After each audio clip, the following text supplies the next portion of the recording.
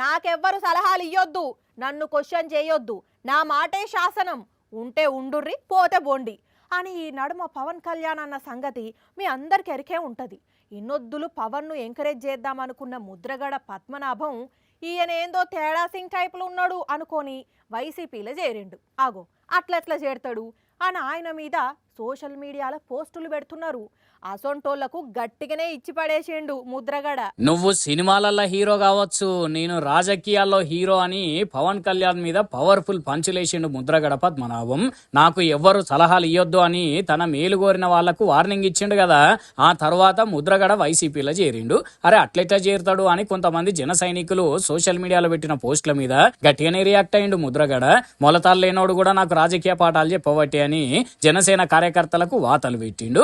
అసలు చంద్రబాబు 5 ఏళ్ల పాలనలో పవన్ ఎక్కడున్నాడో, చంద్రబాబు కాపు జాతిని అవమానించినప్పుడు పవన్ ఎందుకు స్పందించలేదు అని నిలదీసిండు. అసలు ఇంతవరకు నేను ఆయన ముఖమే చూడలే అన్నాడు.